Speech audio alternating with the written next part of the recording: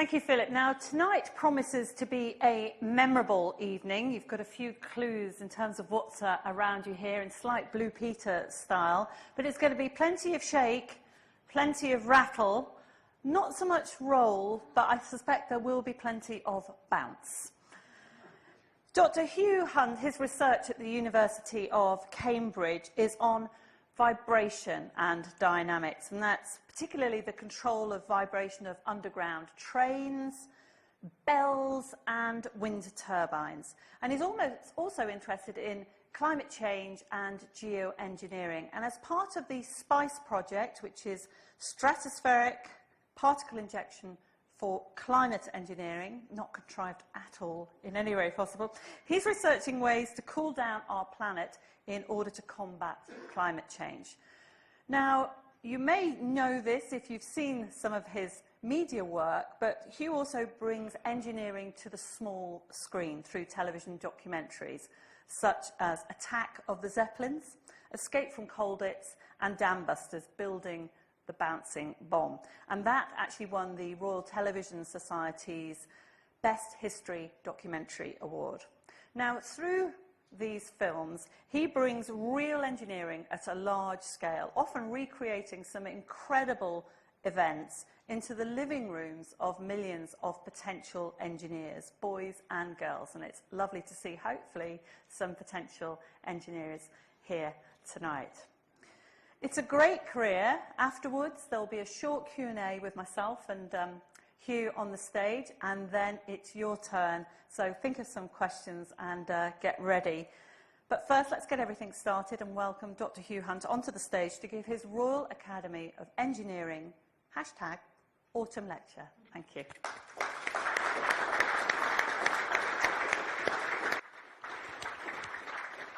Well, thanks very much, Sue, for that. The title of the talk has slightly changed, but I'm sure you'll forgive me because I wanted to put more stuff in rather than less. I'm going to be talking about the Escape from Colditz documentary that I was involved with, and I'm going to be talking about Attack of the Zeppelins briefly, another documentary, and I'm going to be talking about the Dambusters documentary. But I want to talk also about perhaps some of the thinking that we might need for a few of the engineering challenges that are going to face us in the next few decades. But look, let's begin with Escape from Colditz. And rather than try and tell you about the film, I thought I'd play a little clip from the film. And hopefully the sound and everything will work fine, and we'll find out in a second. Yeah, here we go. Colditz Castle, the most notorious prisoner of war camp in Nazi Germany, was supposed to be escape-proof. But in the dark days at the end of the war, a group of British officers dreamt up the most audacious escape plan in history. Under the noses of their German guards, they built a two-man glider from floorboards and bedsheets, intending to launch it from the roof of the castle. But the war ended before they could carry out their plan. Jess, hi Jess, I'm Hugh. Now the Brits are back to finish the job. Led by Cambridge engineer Dr Hugh Hunt, a crack outfit will rebuild the glider in the same secret attic. It's huge. And they'll open up some of the castle's other famous escape routes to discover what extraordinary efforts these men made to try to get home. Whoa.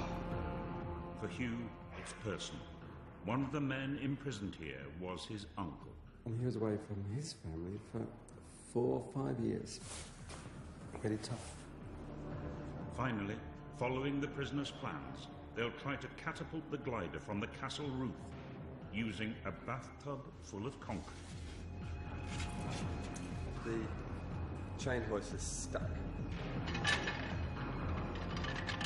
Oh, it's moving again, yeah? After a 70-year wait, at last we'll find out if the prisoners would have flown to freedom or died in the attempt.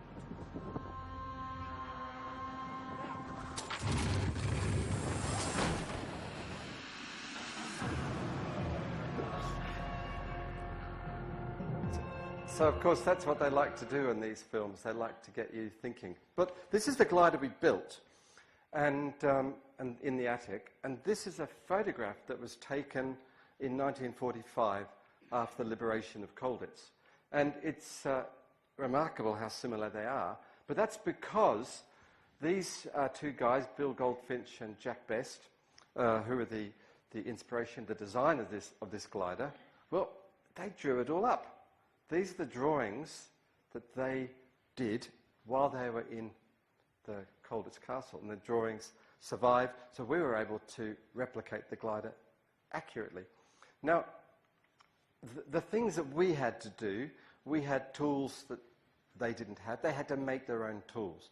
And I think that when you're in a closed environment, you have to figure out how to do things with the resources that you've got. And that's where ingenuity comes in. Now, of course, the word engineer is related to the word ingenuity. They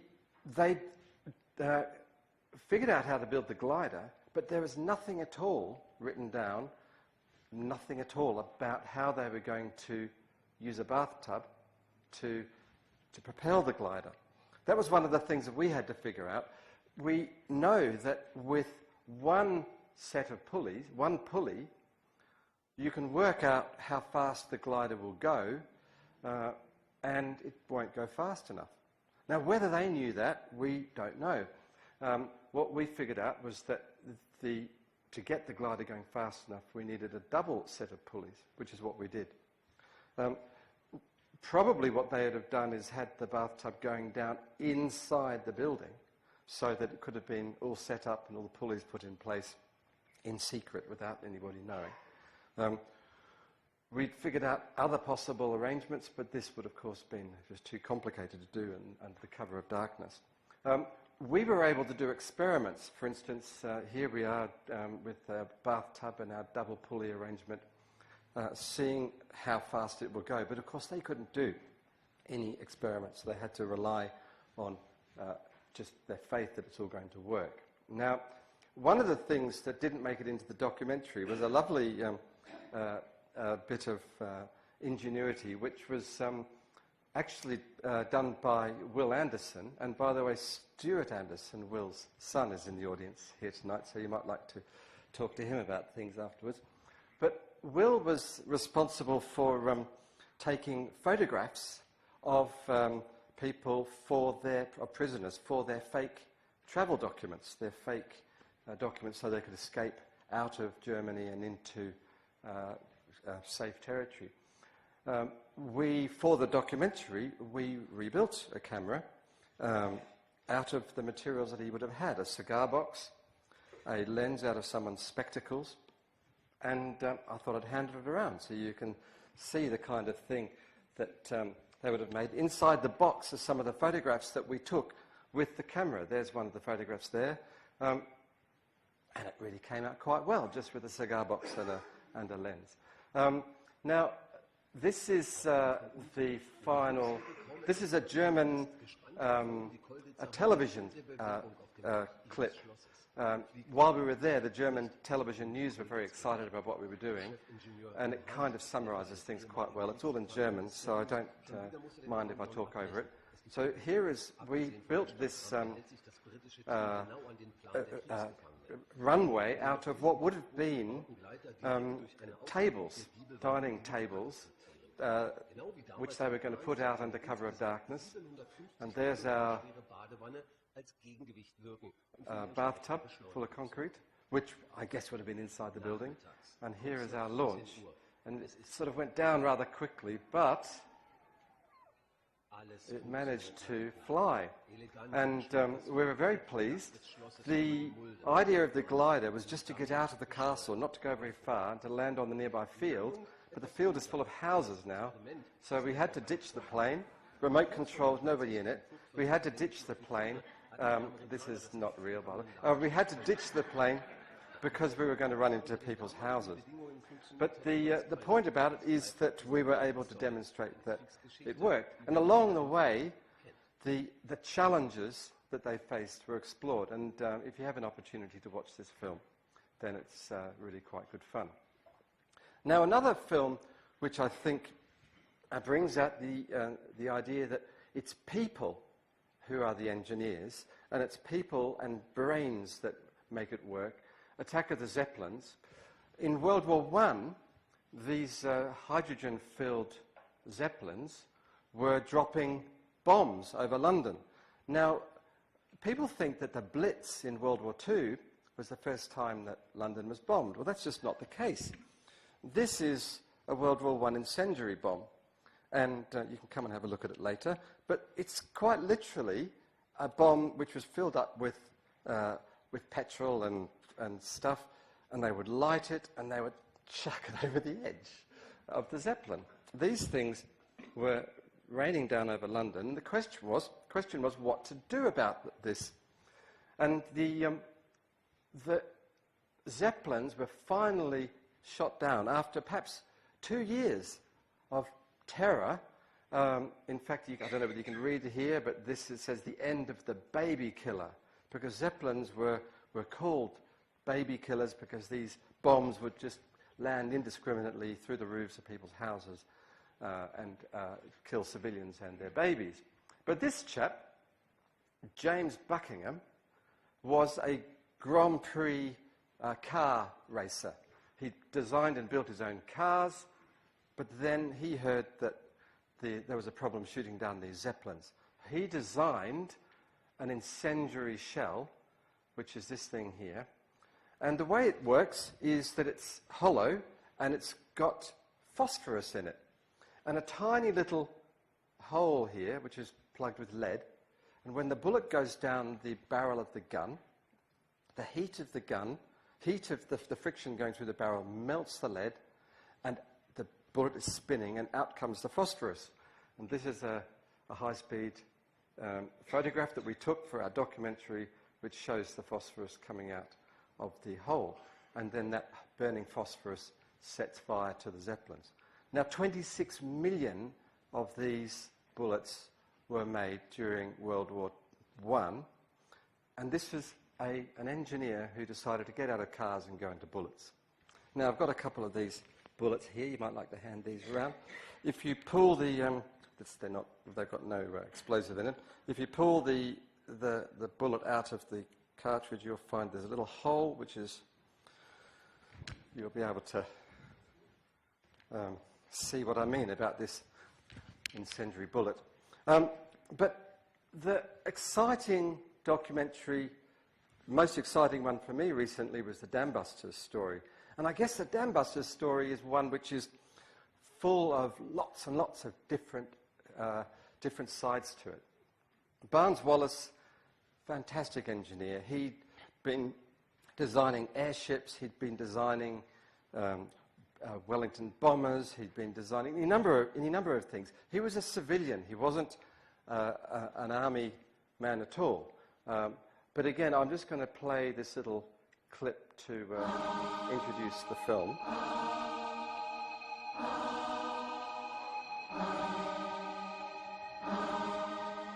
In 1942, a man called Barnes Wallis had an idea. He would design a very special bomb. It would bounce across water and destroy Nazi dams. You're going to attack the Great Dam of Western Germany. The 1950s film The Dambusters carried the story into British legend. The science behind the bouncing bomb is complex, and Wallis's working calculations have been lost. Now, a Cambridge engineer is going to try to work out exactly how he did it by attempting to do it all over again, from scratch. We need 200 grams on that end, 100 grams on this end. In a colossal experiment, he will rediscover the brilliance of Wallis's achievement when he tries to hit a dam with a bouncing bomb. The journey from drawing board to dam will be difficult and dangerous. Can history be repeated?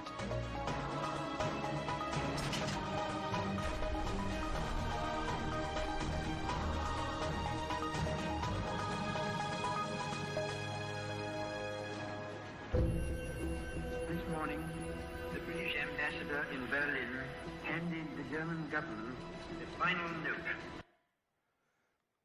Now, we were going to redo this, this business of building a bouncing bomb and blowing up a dam. The problem with blowing up a dam is that it then floods the valley and kills lots of people. We didn't want to do that, so the only way we figured we could do it was to build our own dam somewhere safe. We decided to go to this little spot, Mackenzie, British Columbia, up in Canada, and we got this rather extraordinary bunch, Buffalo Airways, to help us to do all this, and we built our own 1/3 scale dam and half-scale bomb. This is a lightweight replica of our scale. This is exactly the scale that we used, weighed about 300 kilograms. And the idea was to see how much of this story we could retell. The Lancasters, well, we weren't going to be able to fly a Lancaster, but we did fly a period DC-4. We half-scale on the bomb. We did build a dam. Now, fitting the bomb underneath the plane, one of the things we had to decide was whether we were going to try to spin the bomb up under the plane, as they did back in 1943, but we decided not to do that because, well, our dam was only 5 minutes flight away from the airport, from our airfield, so we thought we could spin things up on the ground. Now, that turned out to be a really difficult, a bad decision to have made, because it turned out, because of wind, that you spin the thing up on the ground and it slows down very quickly, but more about that later. Now, Barnes-Wallis's idea was to have a bouncing bomb that would bounce, bounce, bounce. It would touch the dam. It would then start to sink, but then it would hug up against the dam again. And he thought this all through. He figured out that if the bomb was spinning, not only would that help the bouncing, but it also help the bomb to stay next to the dam. And we wanted to talk about that in the film. Now, why did we need a bouncing bomb at all? There are torpedo nets in the water, which means that if you try to put a torpedo into the water, it will get caught up in the nets. Trying to get enough explosive to hit the dam from above, well, you can only drop small bombs from conventional planes, and the accuracy is not very good. You can carpet bomb in the hope that maybe 1 or 2 of your bombs will hit the target, but that's to try and get 4 tons, which is what you need to blow up a dam, into the right place. You can't do that in a conventional way. Now, Barnes-Wallis would have known that a lot of the maths and physics that you need to get this to work was simply unknown. He had to do experiments. Had to figure out the speed, the height, the spin to get this to work properly. He also knew that nobody had really blown up a dam, and certainly not one as big as the Möhne Dam in Germany, and he had to figure out how much explosive was needed and where to put the explosive. He started off by doing experiments with his children on a pail of water, and in the film, that's exactly what we did. We started off with experiments in a pail of water, but then this is out of the 1954 classic Dambusters film. You ought to see it if you haven't seen it. But it's very good, very true to life. This is one of Barnes-Wallis's original tests from the Imperial War Museum. So this is actual footage from Barnes-Wallis's experiments. This is Barnes-Wallis himself waving his arms around in excitement. This would have been only days before the raid on the 16th of May. And, but we were trying to follow Barnes-Wallis's idea going from small scale to medium scale to higher scale. This is a swimming pool in Cambridge, and here is a cricket ball bowling machine. If Barnes Wallis had a cricket ball bowling machine back in 1943, there's no question that he would have used it, because it enables you to do experiments at different speeds and different amount of spin so easily. And also, if Barnes Wallis had access to high-speed cameras, he would have used them. Because have a look at just how beautiful the images that you get, and you can see how the splash works, how high the splash goes. One of the issues is, does the splash come up and hit the plane? Because you don't want the engines of the plane to ingest water and then the engines stop and you crash.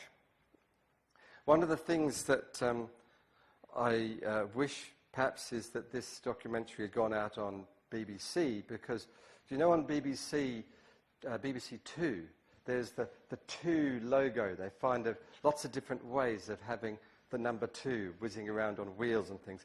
Well, have a look at the shape of the splash as the thing comes in. 2. It would have been great to do that on the BBC. But it's the beauty of the high-speed camera footage that you can get. Now, one of the things that happens when you have spin on a bomb is it's a bit like spin on a cricket ball or spin on a tennis ball. If you put backspin on a bomb, then you get what's called the Magnus effect. It's an effect where the tennis ball or the football or the bomb appears to have lift, to hover through the air. Now, it's a lovely demonstration you can do. This is a couple of coffee cups here and a rubber band. So it's very easy to demonstrate the Magnus effect. So what I'm going to do is I'm going to take these cups and I'm going to propel them across with some backspin, and with any luck you'll see that these cups hover through the air. Now, if I were to put topspin on, then you can kind of see then why it is that tennis players, it makes such a difference whether you put backspin or topspin on. I can put topspin on now. So this is the other way around. And topspin, it crashes down into the water. Now, so that backspin means that your bomb, Barnes Wallis's bomb, doesn't hit the water with a big crash. Now, bear in mind that he's got 4 tons of high explosive in the bomb. He doesn't want the bomb to crash into the water because he doesn't want the thing to go off prematurely. Now, if this thing has got aerodynamic lift, then by Newton's third law, every action has an equal and opposite reaction. If the bomb has got lift upwards, then air must be being pushed downwards. Now, have a look here. You can see, as this cricket ball goes through the air, have a look at the disturbed water underneath before the ball hits the... Do you see there's some disturbed water? And we'll see it later on. That is clear evidence that the spin is producing downwards airflow. Now, the spinning ball hits the dam. The thing is, what happens next? We've got a spinning ball hits the dam. Now, the Magnus effect turns out to work underwater just as well. And look how the ball moves up and hugs the dam. And Barnes Wallis knew this. He'd worked it all out. So the bomb goes bounce, bounce, bounce, gets to the dam, bounces back away from the dam, but it's still spinning, and it moves right up towards the dam, exactly where you need for the bomb to be effective. He was a pretty clever man. Now, he had to work out how high to fly safely. Now, these are tests that were done after the war.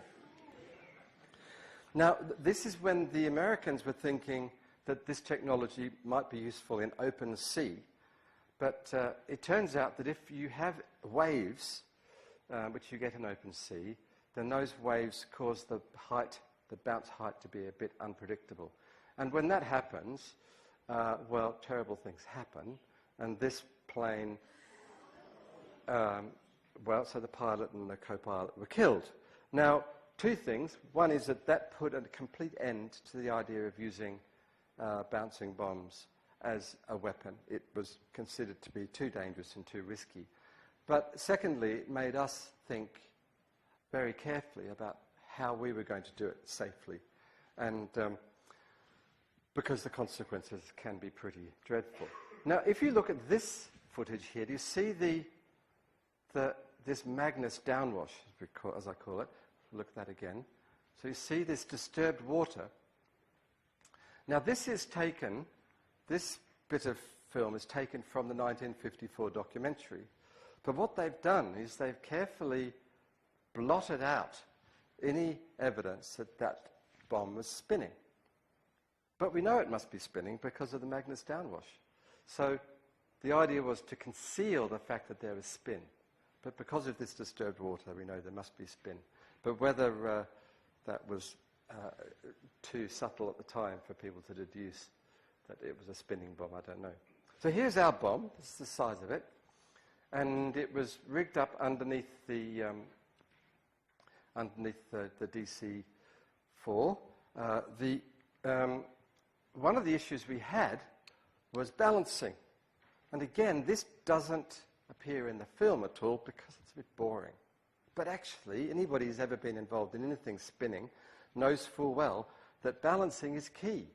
And we spent 3 or 4 days and a couple of nights balancing all of our bombs. And we got them all perfectly balanced with instrumentation. We had instrumentation on the ends of the bearings of the end of our bombs. And then the director of the film said, oh, we want to be able to see the thing spinning. So we'd like to paint half of the bomb yellow. And they ended up using about half a tin of paint, yellow paint. And half a tin of yellow paint weighs, well, you can imagine it weighs quite a lot. We were balancing these things to the nearest 10 grams.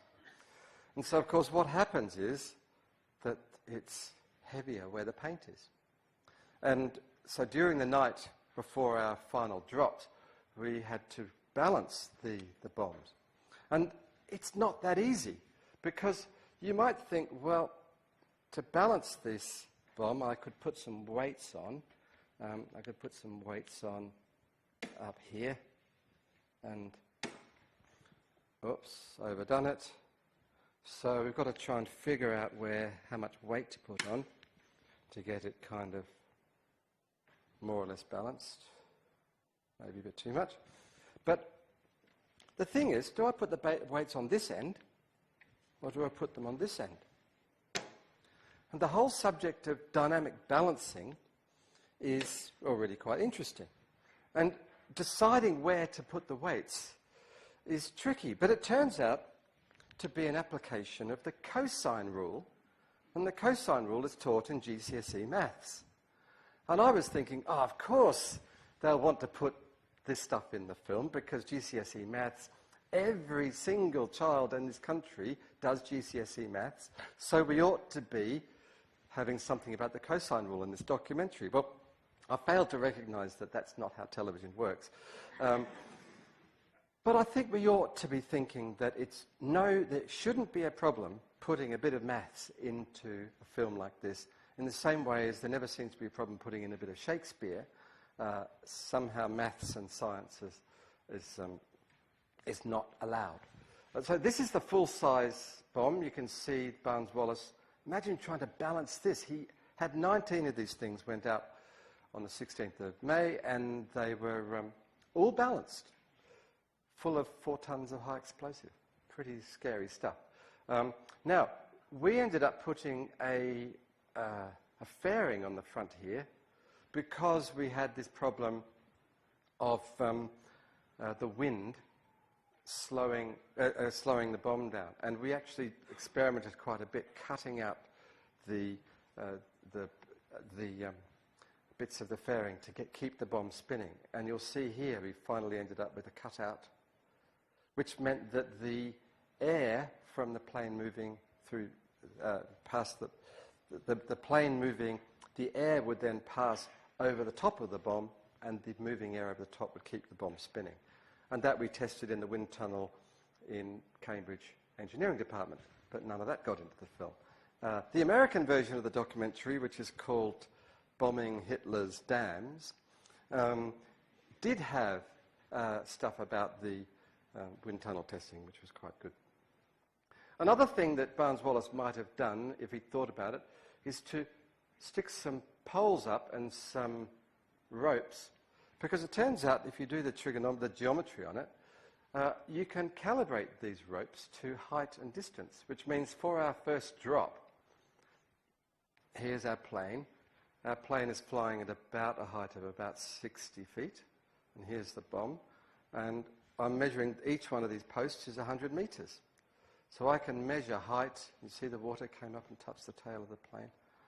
I'm measuring height and I'm measuring distance directly, as I can read off those things directly off the screen. And it's great to be able to use a little bit of maths, a bit of trigonometry to illustrate that. And then, right, let's look at the final thing. This is the dam that we built, and there's a whole story about how we built the dam, but that's another time. Now, we spun the bombs up on the ground. No explosive in the bombs, because that would have been a bit dangerous. This is the guy who owns the plane, so he's a bit anxious. And interesting as well, we found that using 110 volts in Canada, we couldn't get as much torque out of the drills as we could using 240 volts. So we brought our own drills over from here and got a generator, 240 volt generator. So we're now spinning up at about 1200 RPM. And here we come in. Now he's flying very low. And as to why he's flying so low, well, it was a bit reckless. But here we go, we've dropped the bomb.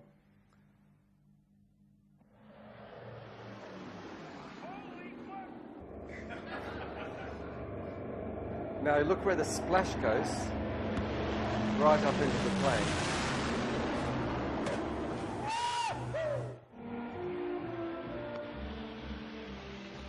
Good thing is when you're doing stuff for television, you've got cameras all over the place. We've got lots of different angles. But this is one of my favourite angles. It shows this Magnus effect, the Magnus downwash again. Look at this disturbed water behind the bomb. And see the water touching the plane? So disturbed water behind the cylinder over here. And now blowing up the dam. It's going to blow.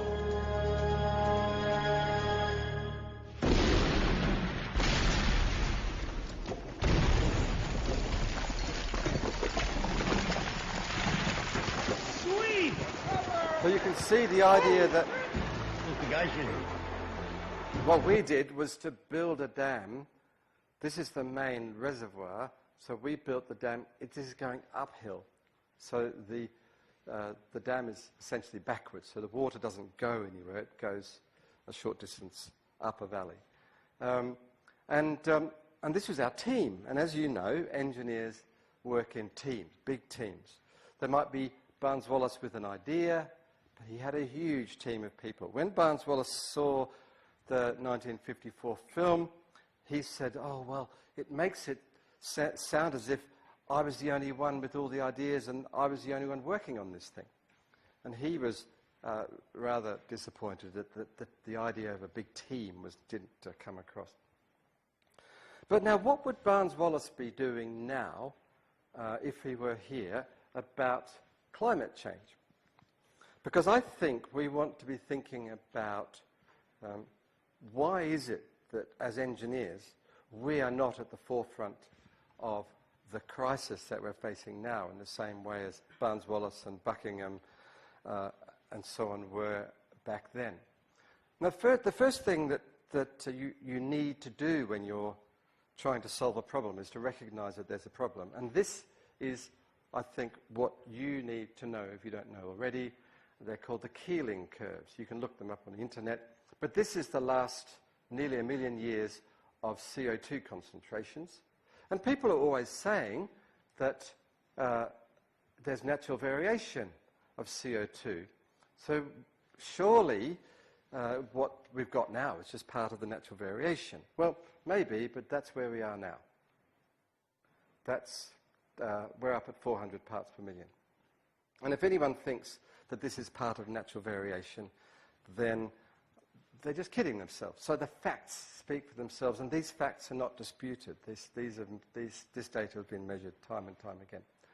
The next thing you have to recognize is that this curve here is the best fit curve of our CO2 emissions up to the present day, and oil crises, the Great Depression, hasn't done very much to stop us from moving up this curve. And this is where we need to be to avoid exceeding 2 degrees. And if we figure out what it means to us as individuals, this figure here is 35 billion tonnes of carbon dioxide per year globally, and 35 billion divided by the world population of 7 billion is 5 tonnes per person, and that's average. We're all above average. We're way above average. I think my carbon footprint is about 35, 40 tonnes per year, because I fly to Australia every now and then. And, well, let's say 35 tonnes divided by 365 days. Well, that's about 100 kilograms of CO2 per day. And if I put 100 kilograms of rubbish out in my wheelie bins every day, 5 in the family, that's half a tonne per day, the garbage collectors would not collect it, yet CO2 seems to be okay. So I don't think we're going to meet our CO2 targets, and I don't think Barnes Wallis would have thought so either. And he would have been thinking, well, what do we do? I'm interested in this thing called geoengineering, which is how might we cool the planet if we fail to meet our CO2 emissions targets. And there are a couple of acronyms that are used all the time. CDR stands for carbon dioxide removal, and SRM stands for solar radiation management. And there are people who think that we can remove 35 billion tonnes of CO2 from the atmosphere every year and put it down into the ground. But there is no industry on this planet that handles 35 billion tonnes of anything, let alone handling CO2, which is a very difficult material to handle, let alone pumping it deep into the ground and making sure it stays there for thousands of years. And we're not going to develop that technology in the next 10 or 20 years.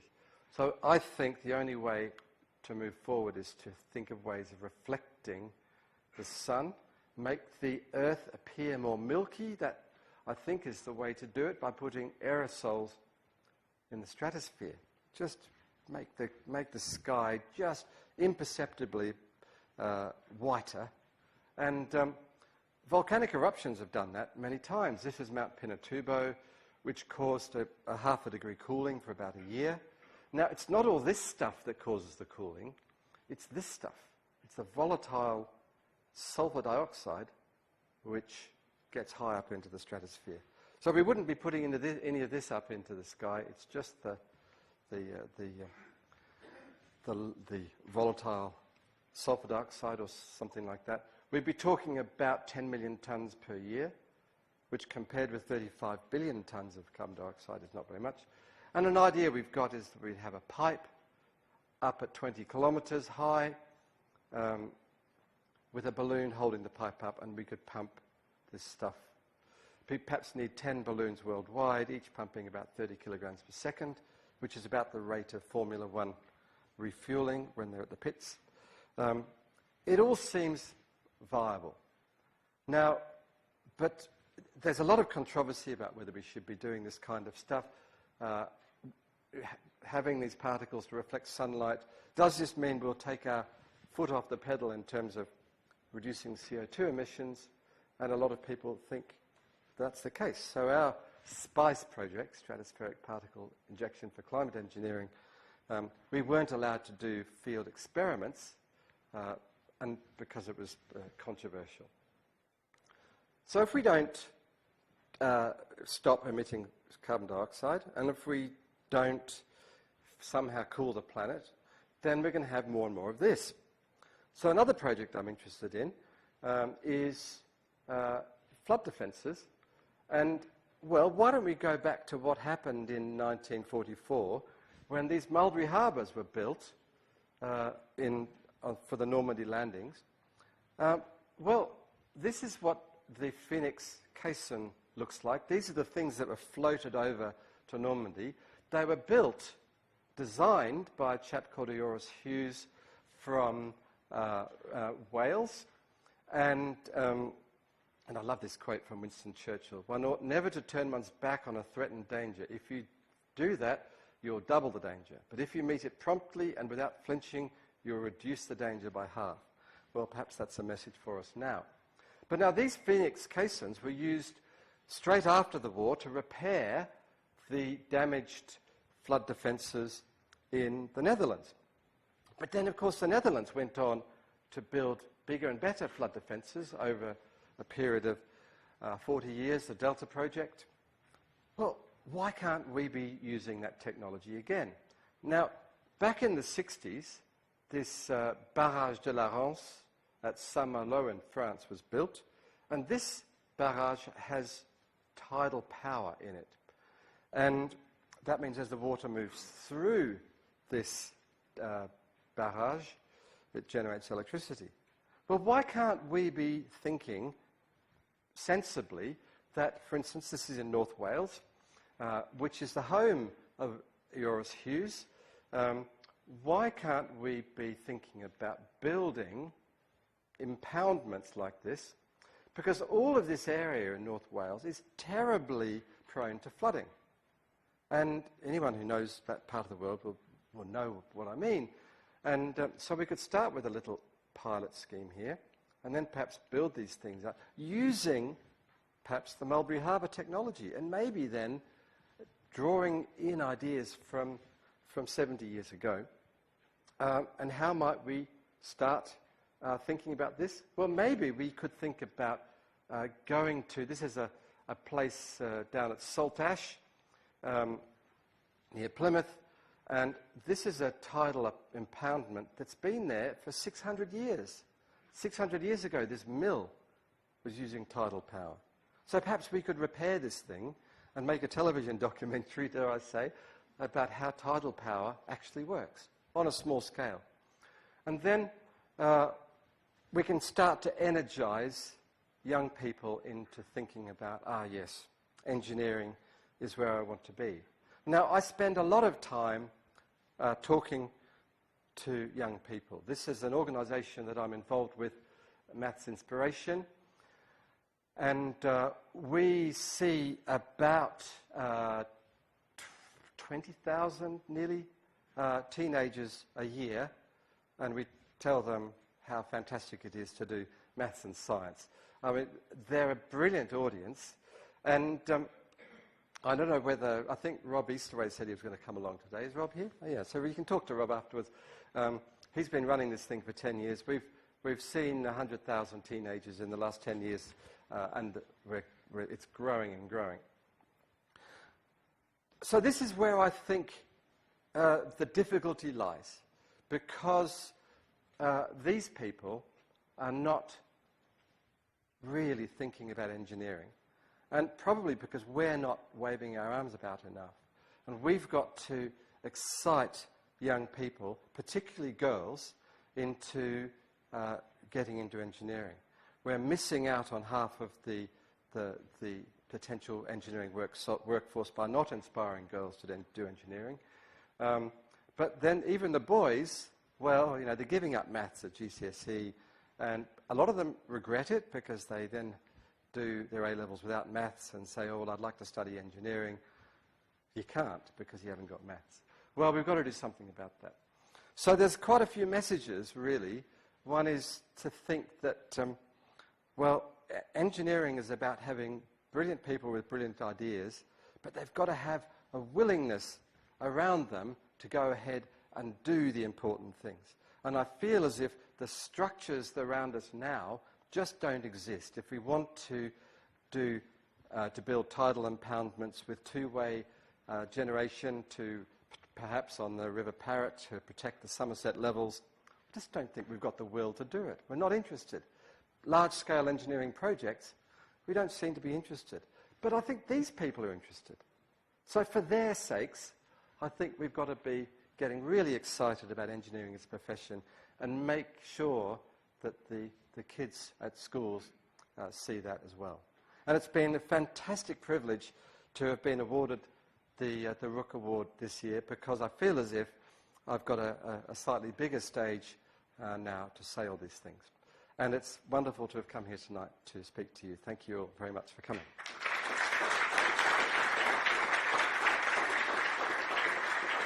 Sit down. Thank you very much, Hugh. Would you like to sit down here? Probably need a drink of water. Oh, yes, my drink of water.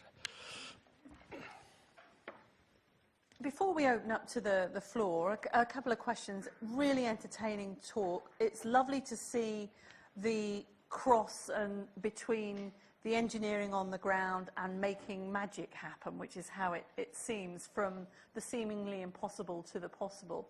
How practical a person are you? I know most engineers, that's the thing that you always hear about them, is they're practical. But are you the sort of person who could build those yourself, or are the ideas for you purely on paper?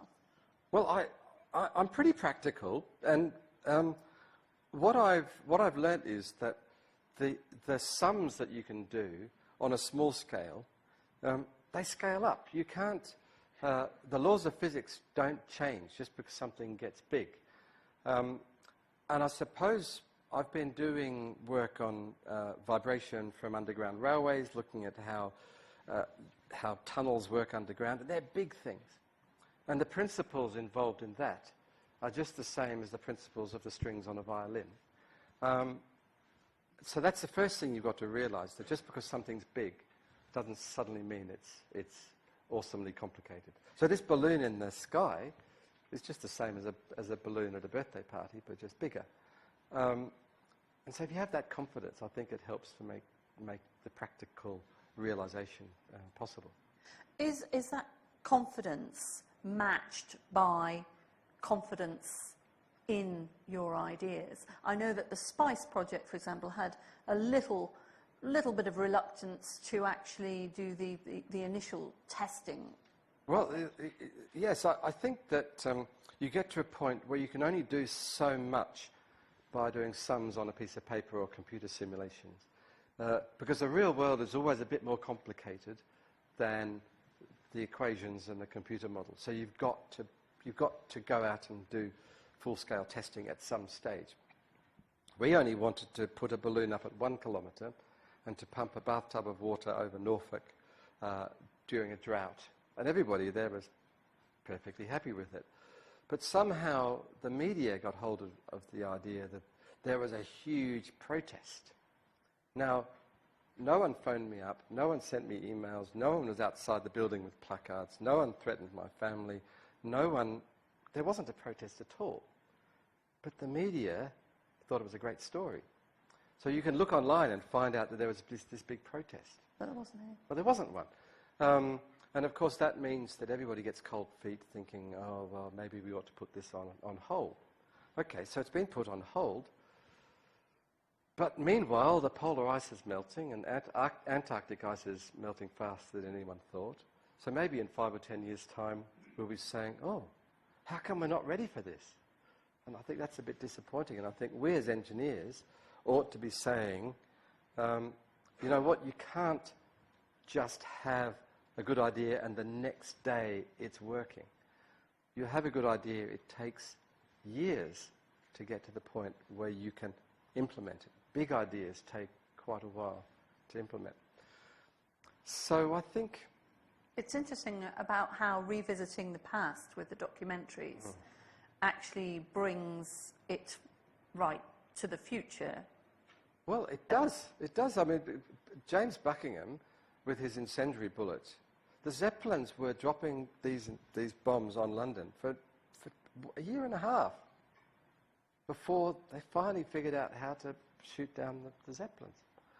Well, a year and a half, that's a lot of terror in London. Yes, revisiting the past, you realise that you can't just develop these things overnight. So how did you go then from your world of academia and engineering at the University of Cambridge to suddenly standing on the top of a rooftop and hoping a glider goes off? It doesn't happen suddenly, because you started off ages ago with Dick and Dom doing silly things for children's television, and these guys won't know who Dick and Dom are, so you know who Dick and Dom are, don't you? Dick and Dom are, anyway. And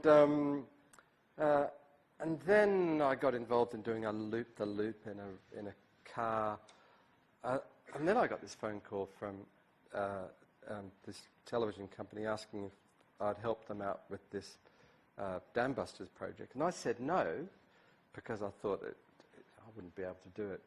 And I put them in touch with Philip Guildford, our Director of Research, and thinking he might be able to find somebody. And half an hour later, Philip phoned me up and said, I think you should do this. So I've got him to thank, really. And I was terrified at the beginning. I thought I just wouldn't be able to do it. But you can do it. The message is you can do it. Is that something that engineers ought to do? And there's plenty of engineers here, and everyone knows that no matter how terrifying the project might look at the beginning, you can do it. There's a solution out there. It's also possibly having the confidence to be reassured that lots of other people will find what you do interesting. Because I think engineers can sometimes be a little bit too modest. Well, I got a lot of lovely letters. The best one was, it always makes me, a family, grandparents, parents, and children. And the parents said, this is the first time that we've all watched television together. And I think that's the message, because these kinds of things are not just good stories, they're not just good television, but they are at the essence of what we have to do to inspire the next generation. Because the grandparents, many of you are grandparents, you know what it takes. And you want to get that message across to your grandchildren. It's very hard while they're sitting there with their Xboxes and stuff. So we've got to use this medium, because this is a medium that children relate to. There's always a compromise, though, isn't there? And particularly in terms of, and you slightly touched on it this evening, intellectual content, scientific content, engineering content, mathematical content. Would you have liked the documentaries to have all maybe had more engineering and maths in them? I absolutely not, because what I've figured out by working with television people is that they really know their medium. And so that when I first saw the Dambusters, the first edit, I thought, this is terrible. You've left out all the good bits, and it wins an award. It's won more than one award, and it's had probably 10 or 12 million viewers worldwide. It didn't need any maths in it. It doesn't need any science, because you get people into the story, and subliminally they say, I want to be an engineer.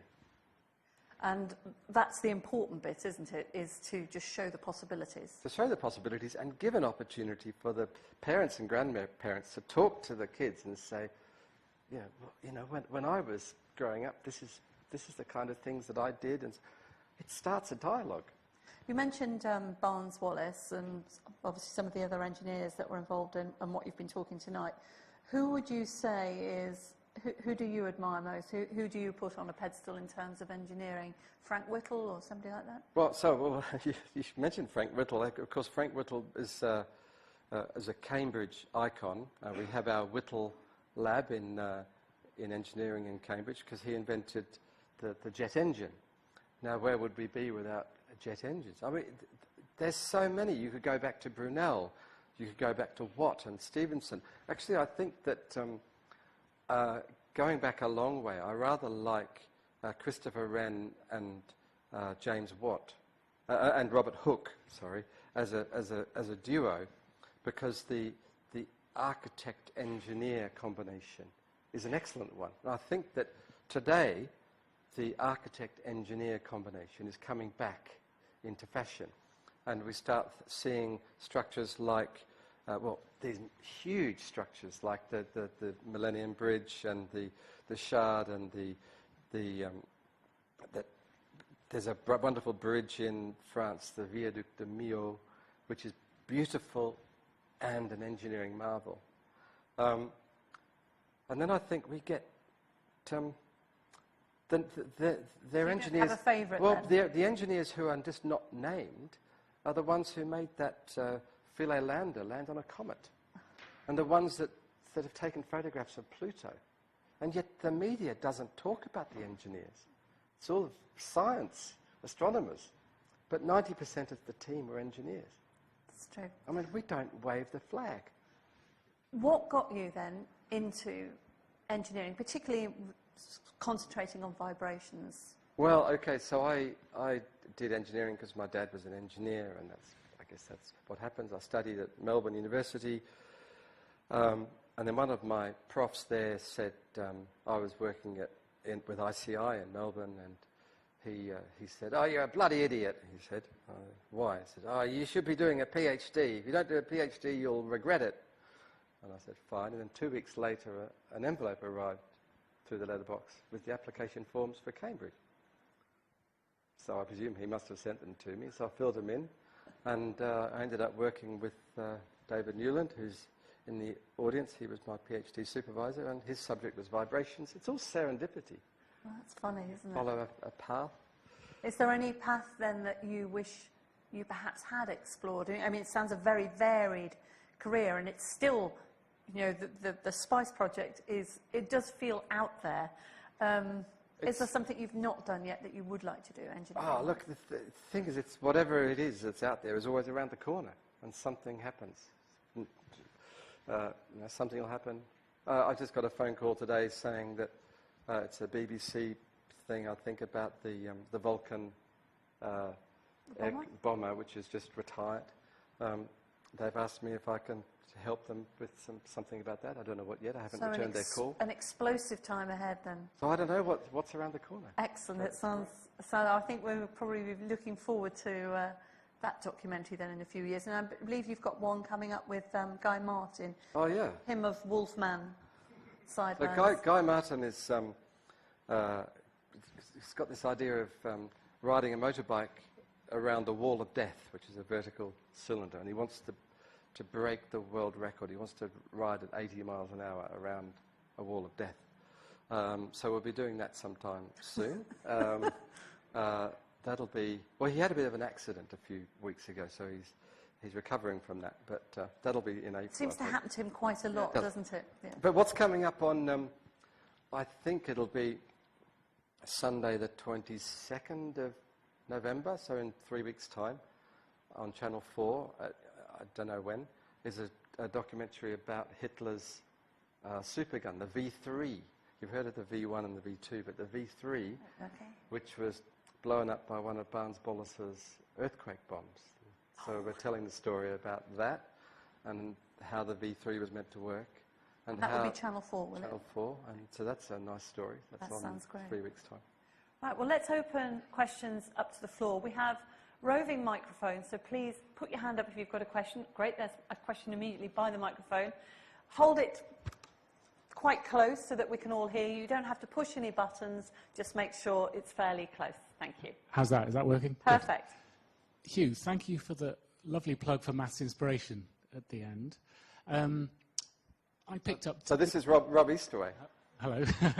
I picked up the Standard on the bus on the way here. There's a big feature. This is Tomorrow's Engineer Week, so it's kind of serendipitous too.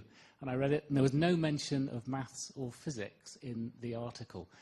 What's your thoughts on the most effective way for engineers to get that message out? Because in the end, the people who are going to become engineers are the ones reading this and probably at school.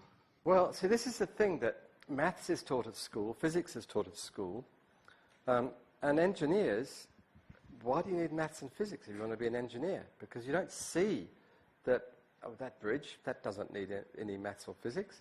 So we've got to get the linkage. Now, the Maths Inspiration stuff that Rob's been doing and I've been doing, the message we get across is that maths is necessary for finance and banking and insurance because they're the only sponsors that seem to sponsor maths inspiration. We get nice sponsorship from banks and insurance companies. So one way I think it would really help is if engineering companies were to sponsor maths and physics activities, because that would mean, for instance, in the foyer, when we go, for instance, just up the road here at Piccadilly, the Criterion Theatre, every year we do a maths inspiration at the Criterion Theatre. We have probably 1,500 GCSE and A-level students. We ought to have big banners in the foyer saying, do engineering, use your maths and physics for engineering. So that's one way. The more engineering says that it's maths and physics, I'll have to dig out that thing in the standard. It should be saying, you want to be an engineer? They are introducing it into GCSE modules, though, aren't they, in terms of special projects? I know because I have a 15-year-old son, and he was delighted, and he took it as a module to build some sort of prototype small Formula One car. And there were different types of projects to appeal to different types of engineers, I suppose. I guess that's right, but roads are being made. But I'd like to think that when you go to an airport, for instance, there was there's a place you can go if your flight's delayed, where it talks about the science of flight. What better place to have that? But instead, you've got your screaming kids, and you've got to buy them more chocolate from the duty free. Yeah. So. Thank you. We have a question from here. Thank you, Hugh. A hugely entertaining talk. Thank you very much. It reminded me of a fine single malt whiskey in an elevator. Just fantastic on so many different levels. So I'm privileged also to be one of the Royal Academy visiting professors, actually in offshore renewable energy at the University of Hull. And I'm sure I'm not the only one in this room that wants to know how, having wound up a bomb, put it underneath an aeroplane, dropped it, bounced it, hit a dam, how it was then the trigger. What was the trigger for the explosion? Was it timing or pressure or what? Well, so Barnes-Wallis's bombs had 3 depth fuses in them. So when they got to a depth of, I can't remember the figure, 30 feet, rings a bell, then there were 3 of them in case 2 of them went wrong. That detonated the bomb. Now, for aviation regulations, we couldn't fly with live explosives under our plane. So ours were filled with concrete, just like Barnes-Wallis's original prototypes were. And so our bomb bumped out, hit the dam, sank. Then we lowered a cylinder with the right amount of explosive in. Interestingly, by dimensional analysis, which is one of the most wonderful things, which I'm sure Barnes-Wallis must have used, you can work out that the amount of explosive you need goes as the 4th power of the height of the dam. And so Barnes-Wallis on the Myrna Dam, 30 metres,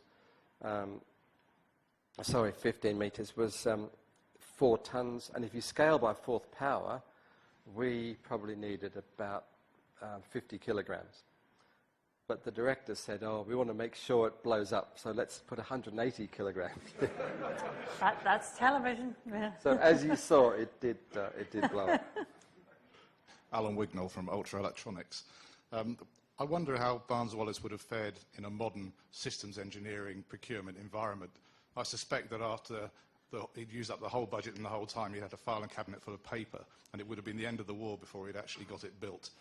I worry about engineering and the fact that the creative, the innovative, the inventive part of engineering is somewhat playing second place to systems engineering process, requirements management, risk management, everything essentially being turned into a process. All we need to do is press the button on the process and we don't need invention anymore.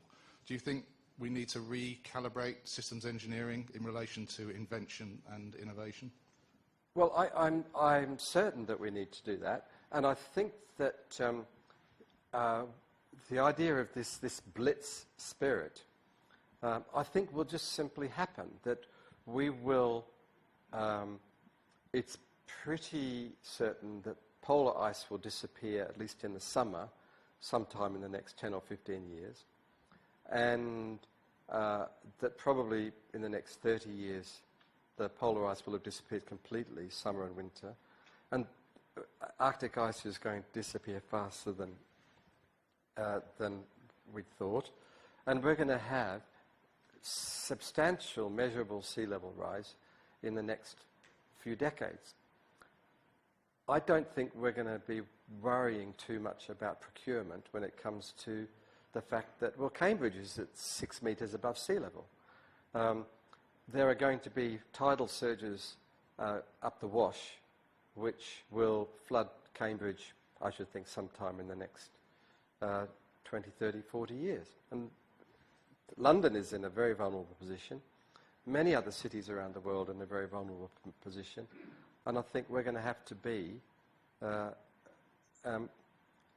much more inspired than we are now. And I think it will be necessity that we will have to start saying, you know what, we can't wait too long. We've got to build these tidal impoundments. We've got to build our flood defences and do them quickly.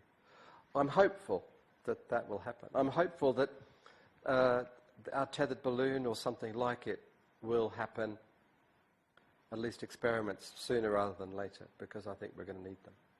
I am optimistic. Yes, from the front here.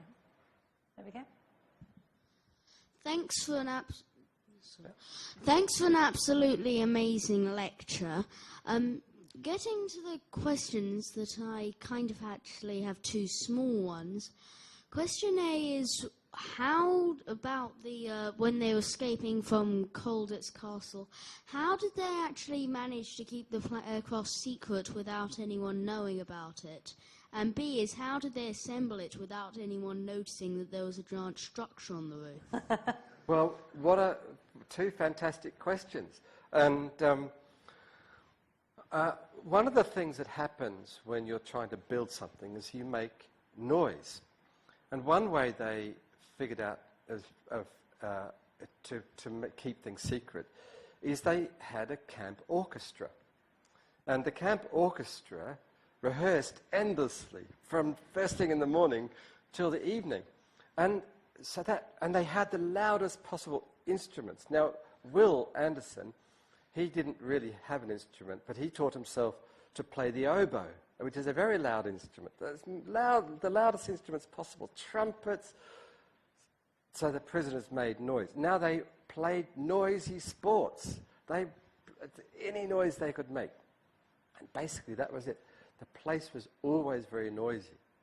And when things went quiet, then of course they had to stop making noise. Now, they had a system of signalling.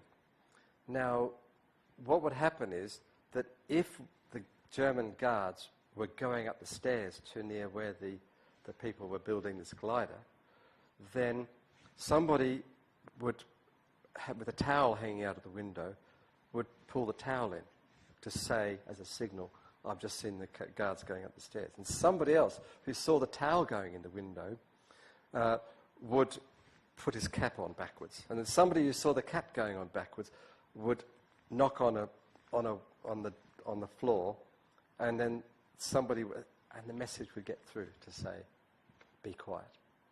And they kept this up for a year and a half. Amazing. Absolutely amazing. And there was one amazing part which I just can't imagine. The main beam, the spar beam that goes across the wing to hold the whole plane together, had to come from across the other side of the courtyard. So they managed to distract the guards and have some extraordinary game of football or something, and carried this long beam right the way across and up without the Germans knowing. It was pretty extraordinary. But they never actually got, did they, to put the plane outside? Do you know how they were going to do it from inside to outside without anyone noticing, or how they even planned to do it? Yeah, Colditz was not far from Dresden, and is not far from Dresden, and there were many bombing raids going on towards Dresden. So every night there were air raids. And the noise of aircraft overhead, the lights of the castle would be switched off, everything would go dark. So the idea was that they would get word of when there was going to be an air raid, and they would, the plan then was, on this long extended air raid, everything would go dark. They'd put their tables out, they'd assemble the glider, all in the cover of darkness. But of course it never happened. Yeah. The war ended. The liberation of Colditz was a very dramatic affair. The town of Colditz was a big bloody battle. And actually that's something you might talk to Stuart, because it was his father that was... The? False wall for the workshop. Ah, the false wall for the workshops, that's right. Well, so Will, Stuart's dad, up in the attic, they built a wall, false wall. Will was involved in building the wall. So the German guards would go up, they'd shine a torch down to the end, and they wouldn't see anybody there. There was only about 10 feet, 3 meters of space, and they built the whole glider in this tiny little space. If you ever get a chance to visit Colditz, they've got a fantastic gallery up there now, and you can go up and have a look at it all. It's amazing. Well, I think that's... we've got one final question here. Thank you. Nuclear fusion is something that's been cited as a thing that's going to replace coal power and things like that. You talked about tidal energy. Do you think that could be a long-term solution to the problem? Absolutely. Now, nuclear fusion, I think we've got to bear in mind that human beings have been around for tens of thousands of years, and the expectation is that we will be around for a few thousand years to come. And a lot's going to happen in those few thousand years. And my guess is that fusion will be one of the technologies which we will crack. But I don't think we're going to crack it in time to prevent sea level rise. We've got to crack these technologies. My guess is that in the next 200 or 300 or 400 years, we will have sorted out population explosion, because the planet can't cope with many more people than it's got now. We probably have to figure out how to get down to 1 or 2 billion from 7 billion. All of these things we're going to have to work out over the next couple of hundred years. Fusion is one of them. And it's a fantastic technology, but we've not quite worked it out yet. Well, we'll have to end it there, but there is a reception, drinks reception in the next room after this. Also downstairs there are some forms that have some information about some forthcoming talks, and we'll get those on there. And if you pick the Ingenia Live one up, you can fill it in, leave it here, and if you come along to that one, you're in with a chance of winning a bottle of champagne. So yet one more reason to come along. But let's... And then Carolyn Hargrove is another one of David Newland's PhD students. He's doing quite well. Bad at all, not bad at all. But all that remains for me now is to thank our lecturer this evening. I'm sure you'll agree, absolutely fantastic talk, Dr Hugh Hunt.